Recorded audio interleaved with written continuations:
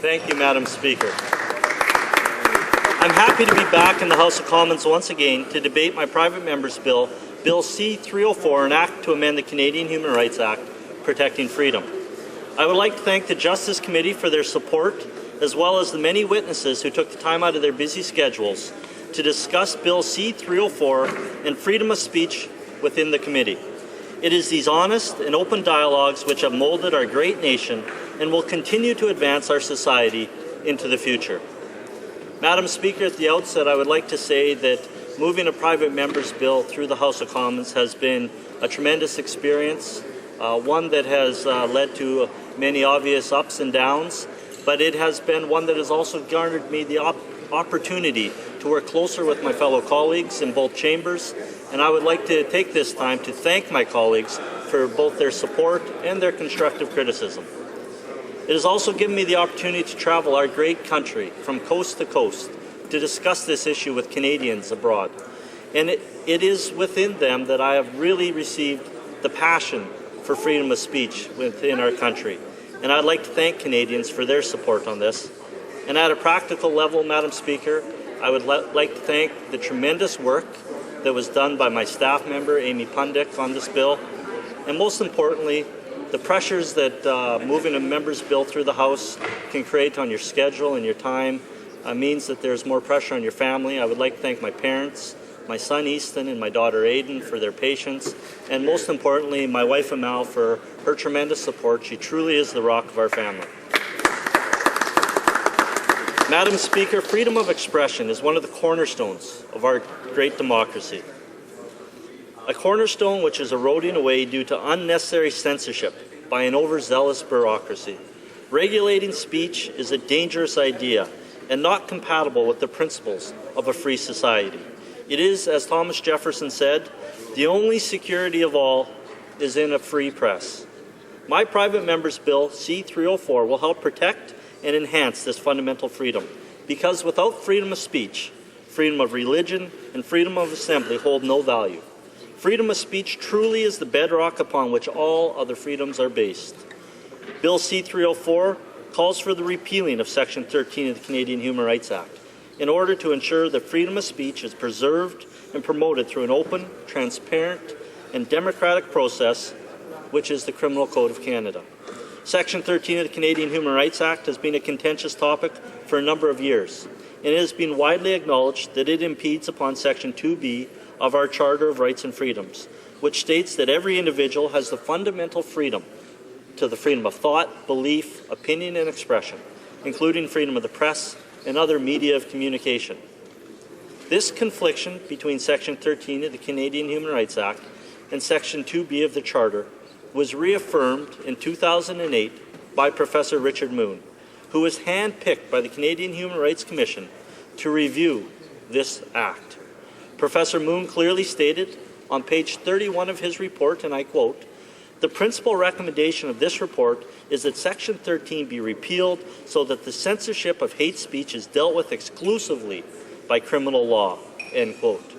Professor Moon goes on to highlight a quote from the Cohen Committee, which states that no civil statute can create a moral standard equivalent to that of criminal law. This quote perfectly summarizes the unparalleled ability of the Criminal Code to properly address sensitive issues while maintaining a balanced approach. It is also important to note that the confliction between Section 13 and the Charter was reaffirmed in 2009 by the Canadian Human Rights Tribunal itself, which found Section 13 to be unconstitutional. Since Bill C-304 was first introduced into the House of Commons, I have had many opportunities to attend a number of conferences and annual meetings across Canada to discuss the content of my private member's bill, the repealing of Section 13, and the implications that it would have on our country.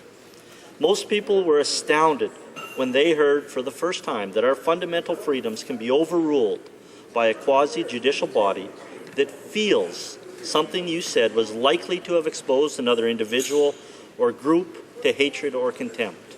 That's right, Madam Speaker, they simply had to feel that it was likely to do this. Canadians find it difficult to believe that such a loosely written and vague law has the power to undermine the fundamental rights that Canada so proudly bases its democracy upon, which men and women have given their lives defending. While Section 13 of the Canadian Human Rights Act may have been implemented with well-meaning intentions in an effort to combat discrimination and hate speech, the actual implications reach much, much further, chilling free speech and stifling the growth and development of our society. It is in this zone of ambiguity and the ripple effect that Section 13 creates that we should all be concerned. Section 13 states, and I quote, "It is a discriminatory practice for a person or a group of persons acting in concert to communicate telephonically or to cause to be communicated repeatedly in whole or in part by means of facilities of telecommunication undertaken within the legislative authority of Parliament, any matter that is likely to expose a person or persons to hatred or contempt, by reason of the fact that that person or those persons are identifiable on the basis of a prohibited ground." There it is right there, Madam Speaker. Any matter that is likely to expose a person. And subsection 2 goes on to extend this law to matters that are communicated by means of computer and the internet. What this really means is that the Canadian Human Rights Commission and Tribunal only have to feel that you are likely to have offended someone. This is not a narrowly defined legal definition that would be far more appropriate. Absurd. Under Section 13 of the Canadian Human Rights Act, truth is not a defense. Intent is not a defense. You no longer have the right to due process, the right to a speedy trial, or the right to an attorney. It is alarming that until recently, the Human Rights Tribunal had a 100% conviction rate. This is not a sign of vindication, but rather neglects to acknowledge that 90% of defendants fail to obtain legal advice because they simply cannot afford it, while at the same time the legal costs of the plaintiff are fully covered. This is simply un-Canadian.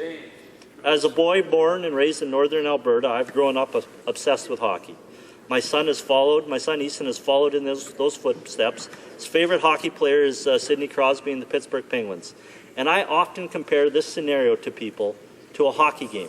Placing well-paid human rights lawyers up against defendants who generally have little to no background in the legal field is like placing a recreational hockey team up against Sidney Crosby and the Pittsburgh Penguins and being surprised when the professional team wins again and again and again.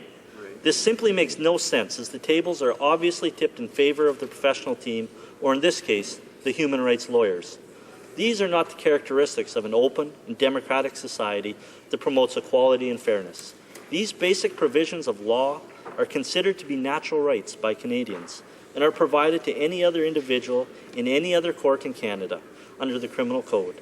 This is a clear depiction of what happens when censorship and bureaucracy are allowed to run amok.